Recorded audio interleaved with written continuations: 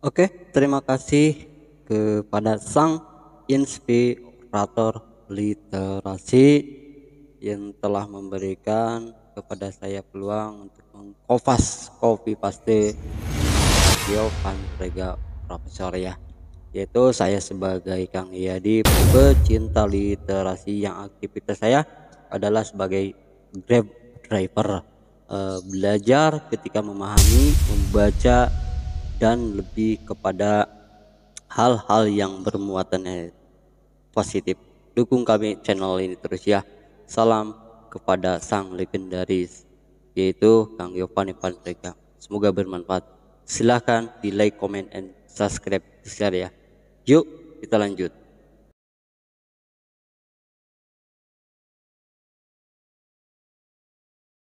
Oke, bismillahirrahmanirrahim. Assalamualaikum warahmatullahi wabarakatuh. Alhamdulillahirrahmanirrahim. Kita bisa berjumpa lagi di channel Al Faris Official ya. Pada kesempatan ini untuk meluangkan waktu, dan mudah-mudahan ini berbagi ini di kesempatan ini Al Faris bisa mengupload lagi ya di video ini. Untuk itu, kepada teman-teman semua, jangan lupa minum kopi biar enggak panik ya. Pada kesempatan ini kami ingin bukan kami ya, saya ingin belajar lebih kepada literasi ya, karena ketika kita lebih memahami literasi itu unik banget sebetulnya. Saat-saat kondisi sekarang terkadang boro-boro untuk meluangkan hati untuk belajar, apalagi literasi, karena ya baik waktu gitu ya, karena kondisi sekarang ya lumayan banget. Nah, kesempatan kita sambil nunggu orderan ya, orderan dari Grab ya, mudah-mudahan kita sambil ngojek dengan deket rumah aja, ngojeknya ya yang terdekat aja. Nah, salam kepada guru kita, kepada rekan-rekan, kepada teman-teman semua, baik teman ojol ya, baik teman seperjuangan ya. Mudah-mudahan kalian semua diberikan kemudahan dalam mencari rezekinya, kemudahan dalam belajar yang baik, yang di lapangan, belajar baik di jalan, lagi usaha. Semoga kalian berada dalam keselamatan ya. Oke, kita lanjut saja. Tuh si Umi aja. Salah ada yang selir lah. Oke, kita langsung saja ya. Ini mengutip dari literasi, yaitu dokter, pak guru kita yaitu Dokter Mang Giovanni Panrega. Nah, setelah memahami, membaca dengan kalimat-kalimat yang memang super lah buat kami, buat motivasi kami, karena setelah diteliti alhamdulillah sekian banyak yang kami baca bisa dipetik pelajarannya. Mudah-mudahan kalian semua ketika mendengarkan audio ini ataupun visual ini yang lagi waktunya lagi senggang, mudah-mudahan bisa dipahami ya. Yuk sama-sama kita belajar, gunakan akal pikiran kita, gunakan media kita, gunakan apapun fasilitas kita yang ada, yang kita punya, untuk hal yang positif, agar agar bisa menjadikan sebuah nilai plus di hadapan Allah Subhanahu wa taala. Lanjut saja. Di sini kita membacanya yaitu yang judulnya memahami cara membaca kisah dalam Al-Qur'an. Nah, sebentar lagi kita kembali lagi memahami cara membaca kisah dalam Al-Qur'an. Nah, berarti bagaimana caranya supaya kita lebih dalam lagi baik mengkaji, apalagi ini Al-Quran loh. Karena saat-saat sekarang kalau kita tidak lebih menonjolkan ataupun kita tidak ada waktu untuk belajar dalam Al-Quran, sungguh rugi banget pokoknya. Ruginya apa? Ya pertama akan ketinggalan ilmu juga, yang kedua ya akan poek lah bahasa Sunda nama. Nah intinya kita harus wajib diharuskan lah, karena kita tidak punya apa-apa, karena kita hanya sebagai makhluk Allah Subhanahu wa taala yang senantiasa butuh segalanya dari Allah Subhanahu wa taala. Kita hanya sebagai menjalankan saja. Langsung saja. Katanya sahabat manggil, ketika kita membaca Al-Qur'an, kita akan menemukan bagaimana Al-Qur'an mengkisahkan perjalanan orang-orang terdahulu. Berarti lebih kepada menggambarkan ya. Menggambarkan sebuah kisah-kisah orang yang terdahulu yang betul-betul kita wajib jadi sebuah yang tadinya kita menonton ya, jadi tuntunan. Yang tadinya kita melihat Al-Quran, jadi kita lebih memahami, mempelajari kenapa sih sampai sekarang Al-Quran itu diabadikan oleh Allah Subhanahu wa taala, dijaga oleh Allah Subhanahu wa taala. Kenapa? Karena Allah tahu gitu, manusia itu butuh dengan petunjuk, betul kan?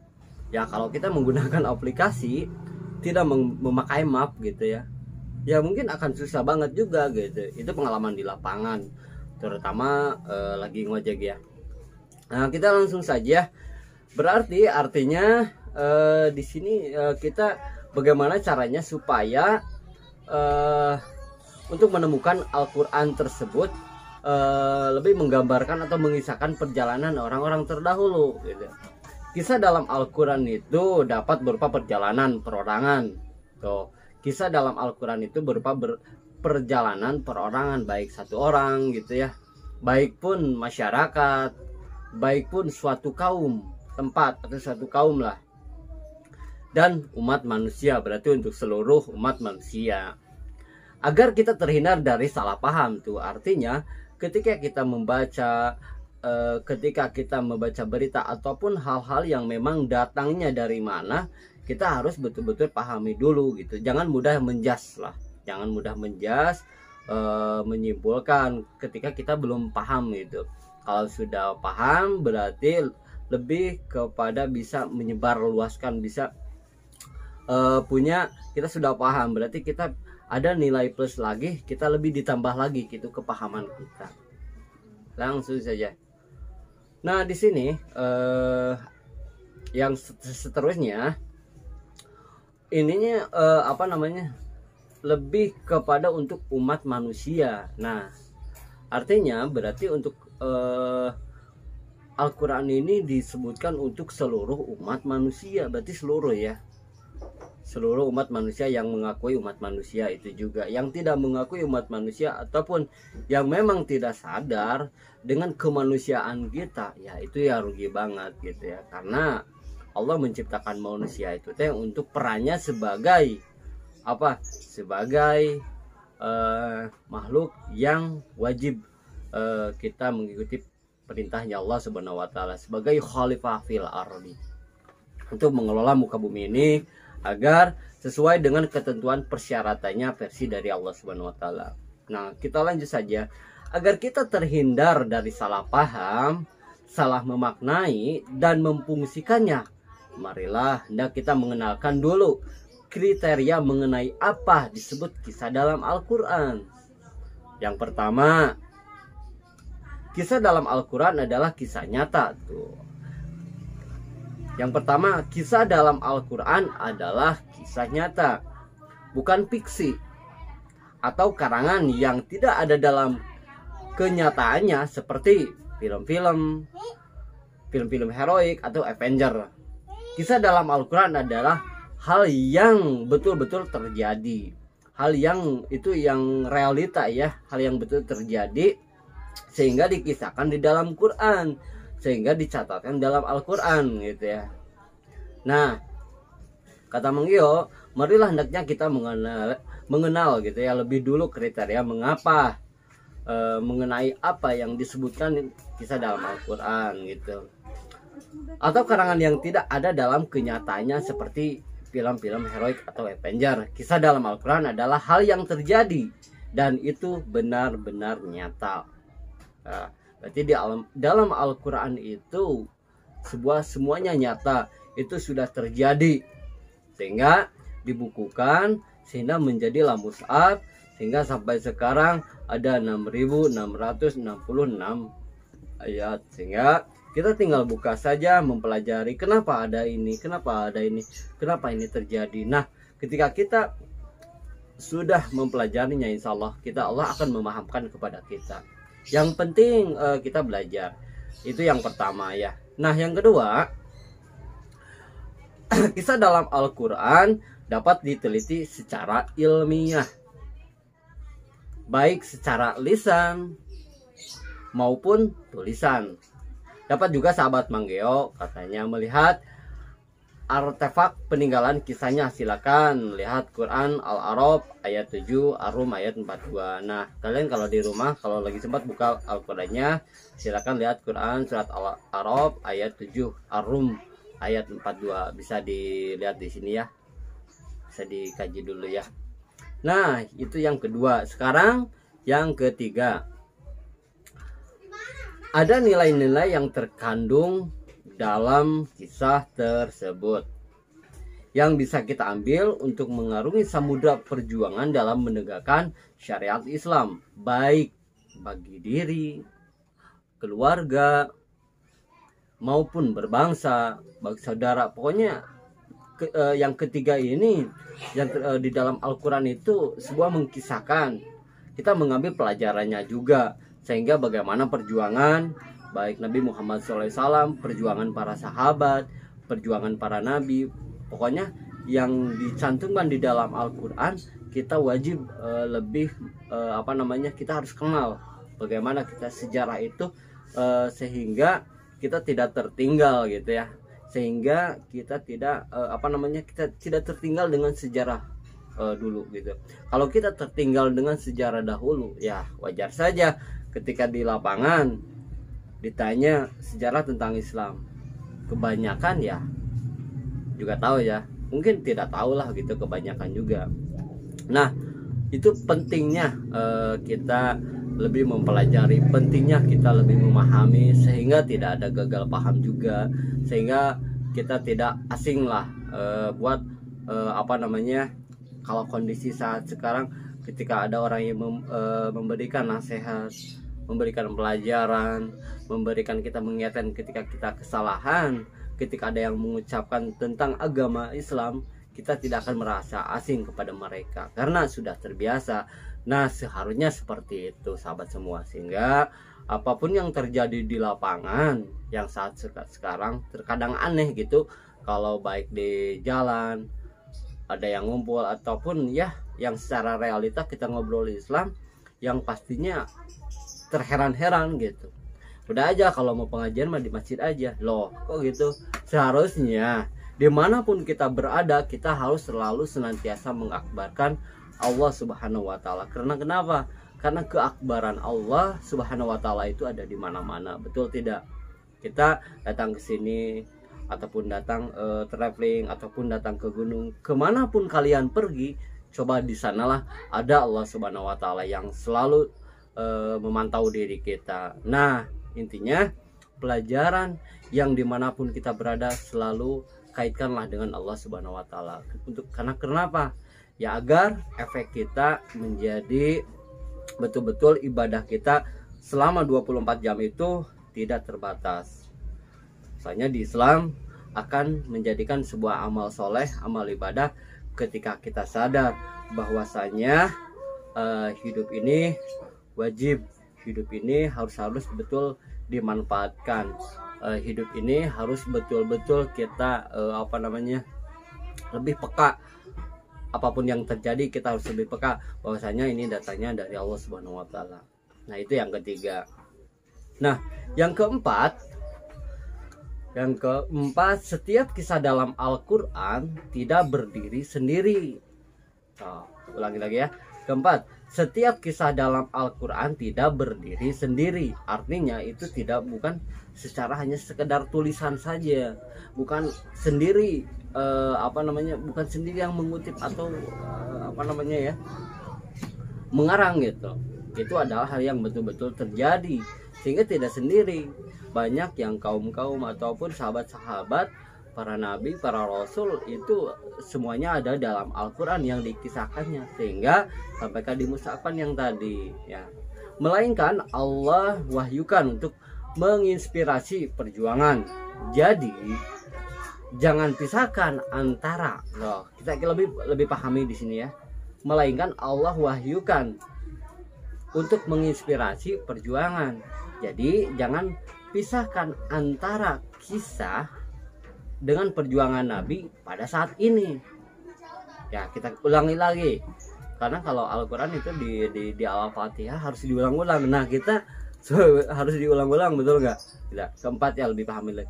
Setiap kisah dalam Al-Quran tidak berdiri sendiri, melainkan Allah wahyukan untuk menginspirasi perjuangan. Jadi jangan pisahkan, kata Bang Gaya, jangan pisahkan antara kisah dengan perjuangan Nabi pada saat ini. Jadi intinya harus bersatu gitu, baik antara kaumnya harus bersatu lah intinya. Nah, kelima, setiap itu diwahyukan untuk menginspirasi dan memotivasi Nabi dalam perjuangan menegakkan dinul Islam. Nah, di sini bentar dulu guys. Nah, yang kelima di sini, setiap kisah itu diwahyukan untuk menginspirasi dan memotivasi Nabi dalam perjuangan menegakkan Islam. Artinya, ketika Al-Quran itu diturunkan, bukan hanya sekedar wahyu saja, tapi itu untuk lebih memotivasi gitu ya. Ketika suatu saat terjadi dengan kondisi saat itu, lebih ada sebuah kalimat dari Allah Subhanahu wa taala untuk memotivasi agar kenapa? Agar tidak ngedown gitu, lebih semangat lagi. Karena yang turunnya Al-Qur'an ini dari Allah Subhanahu wa taala yang menciptakan diri kita lah. Betul nggak? Yang menciptakan seluruh umat manusia. Kita harus tahu diri lah. Tahu diri, betul nggak? Kita harus tahu diri karena sebetulnya kalau kita lebih memahami diri kita ini siapa gitu ya. Nah, selanjutnya, karena yang kelima ini lebih kepada banyaknya Al-Quran itu teh fungsinya banyak, lebih motivasi untuk kita gitu, memotivasi, menginspirasi. Karena contohnya kita tidak akan bisa berjalan melakukan sebuah hal ataupun melakukan sebuah mencintai ke agama kita yaitu Islam kalau tidak ada contohnya. Berarti ada contohnya, ada di mushaf, di dalam Quran, kita mengcopy di sana gitu ya. Loh, ya sahabat-sahabat semua, mudah-mudahan dengan saat ini kita memanfaatkan lah media ini supaya saling menasehatkan, saling memberikan peringatan, saling menginspirasi. Ketika kita berbeda golongan ataupun banyak pendapat dari para ulama ataupun banyak pendapat dari rekan-rekan sahabat-sahabat yang lebih tahu, itu jangan jadikan sebuah bergolong-golongan, jangan jadikan sebuah perbedaan itu jadi tidak rahmat. Tapi dengan kenyataan sekarang ya, katanya Islam itu rahmatan alamin gitu, tapi kenapa tidak diterapkan itu? Sehingga wajar ketika kondisi saat sekarang harusnya perbedaan pendapat itu teh jadi sebuah rahmatan alamin, saling melengkapi. Yang ini ilmu ini, contohnya yang ini dari tauhidnya, yang ini dari akhlaknya, dan selanjutnya itu harus saling melengkapi, jangan saling, ya mungkin tahu sendiri yang menilai itu adalah netizen, betul lah. Nah, selanjutnya katanya Mang Geo dari kutipan tekstual ini yang luar biasa menginspirasi banget. Maka sahabat Mang Geo katanya dapat melihat bagaimana kisah-kisah yang berada dalam interval Mekah awal, Mekah pertengahan, Mekah akhir, Madinah awal, Madinah pertengahan, dan Madinah akhir. Nah, ketika di sini apa itu interval Mekah awal, berarti bagaimana kita perjalanan dari awal. Mekah pertengahan, bagaimana ketika pertengahan kehidupannya Nabi. Mekah akhir, bagaimana ketika untuk lebih mendekati kemenangan Islam itu. Madinah awal, berarti bagaimana ketika aturan-aturan ataupun hadis-hadis ataupun hukum-hukum itu yang dari awal itu ketika di Pasir Madinah yang berlakunya ketika hukum aturan Allah Subhanahu wa taala. Di Madinah pertengahan bagaimana, dan sampai ke Madinah akhir. Artinya Madinah akhir kita betul-betul harus mempelajari apa itu Mekah dan apa itu Madinah. Kenapa Al-Quran diturunkan di Mekah, kenapa Al-Quran diturunkan di Madinah, mungkin teman-teman juga lebih tahu. Nah, itu yang harus diikuti. Yang keenam, di dalam kisah terdapat ibroh, mauziah. Ibroh berarti pelajaran, mauziah hudan berarti berbeda atau furqan ya, hudan berarti pembatas. Zikro berarti menzikir kita kepada Allah Subhanahu wa taala, lebih mengingat kepada Allah Subhanahu wa taala ketika kita membaca Al-Qur'an. Hudan berarti pemisah ya.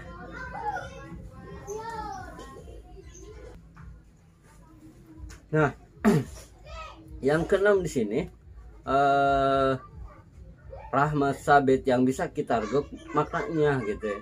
Jadi di dalam Al-Quran sudah komplit sebetulnya, tapi kenapa sih ya Allah ya Rob, dengan kenyataan sekarang seolah-olah Al-Quran itu hanya sekedar bacaan, hanya sekedar nada-nada, hanya sekedar ya itu sebuah enak didengar, bukan hanya sekedar itu saja, tapi lebih bagaimana caranya supaya Al-Quran itu lebih diterapkan kepada pribadi kita, diterapkan kepada keluarga kita, diterapkan kepada saudara kita, diterapkan baik masyarakat, baik bernegaranya juga sahabat semua. Kalau Al-Quran sudah diterapkan di bernegara, insya Allah rahmatan alamin ataupun keriduan Allah Subhanahu wa taala akan dijamin oleh Allah. Karena kenapa? Karena muka bumi ini adalah milik Allah. Semuanya milik Allah. Berarti kita harus ikuti petunjuk Allah Subhanahu wa taala, perintah Allah Subhanahu wa taala. Bagaimana caranya? Ya mungkin kita pelajari saja bagaimana ya caranya, ikuti perintah Al-Quran dan sunnahnya. Intinya kita jangan saling menghujat, intinya kita saling bersatu agar Islam ini cepat menang. Allahu Akbar, Allahu Akbar. Nah, selanjutnya